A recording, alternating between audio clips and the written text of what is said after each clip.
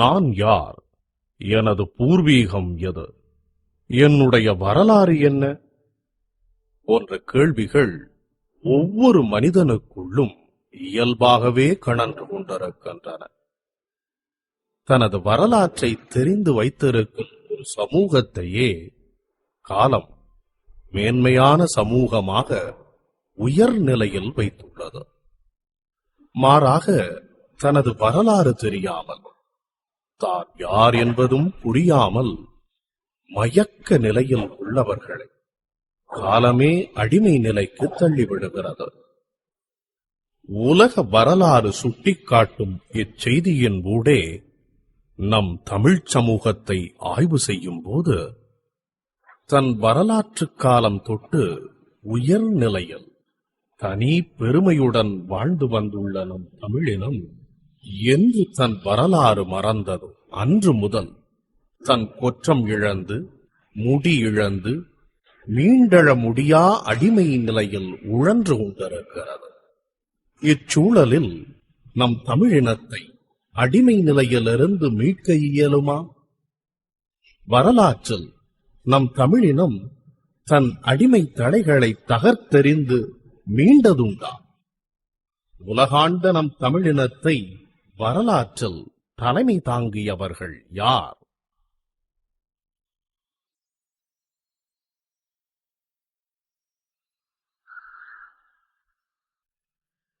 கடந்த ஜூன் மாதம் 15ஆம் தேதி இந்நூற்றாண்டின் நீண்ட நெடிய பூரண சந்திர கிரகணம் தோன்றியது. அத்தகைய சிறப்பு வாய்ந்த நன்னாளும் தமிழர் வரலாற்றிலும் ஒரு முக்கிய நிகழ்வாக சந்திரவம்ச தோன்றல்களான பாண்டிய மல்லர் குடியில் தோன்றிய மாமல்லர்கள் சுப, அண்ணாமலை, செல்வா ஆகியோரது சீரிய முயற்சியில் இவ்வுலகிற்கே முதல் நாகரீகத்தை படைத்திட்ட மருதநில தலைக்குடி மக்களான மல்லர்களின் மறைக்கப்பட்ட வரலாற்றை மீட்டெடுக்கும் ஒரு பெரும் முயற்சியாக மாமல்லர் நிகழ்ச்சி தயாரிப்பு நிறுவனம் என்ற தமிழர் ஆய்வு நிறுவனம் தொடங்கப்பட்டுள்ளது. தமிழ் மல்லர்களின் தொன்மை, அறிவு, வீரம், கலை, பண்பாடு ஆகியவற்றை அழித்தொழிப்பது ஒன்றையே இலக்காகக் கொண்டுள்ள நம் தமிழின பகைவர்களின் கெடுமதியை முறியடிக்கும் பெரும் முயற்சியே மாமல்லர் நிறுவனம். எகிப்து, சுமேரிய, சிந்து சமவெளி உள்ளிட்ட உலகின் பெரும் ஆற்றங்கரை நாகரீகங்களுக்கு எல்லாம் தாய் நாகரீகமாம் பொருணை ஆற்றங்கரை ஆதிச்சநல்லூர் நாகரீகத்தை படைத்திட்ட மருதநில மல்லர்களின் நாகரீகத்தை தகுந்த வரலாற்றுச் சான்றுகளோடு வெளிக்கொண்டு வரும் பெரும் பணியை இந்த மாமல்லர் நிறுவனம் செய்து முடி. வரலாற்றில் ஒரு வளர்ந்த நாகரீகம் அடைந்த ஒரு சமூகம் பல்வேறு அரசியல், பொருளாதார, பண்பாட்டு படையெடுப்புகளை நடத்தும். அதுபோன்றே பல்வேறு படையெடுப்புகளையும் எதிர்கொள்ளும். வரலாறு என்பதே வென்றவனுக்கும் தோற்றவனுக்கும் இடையே நடைபெறும் நிகழ்வுகளின் தொகுப்பு என்பதே நிதர்சனம்.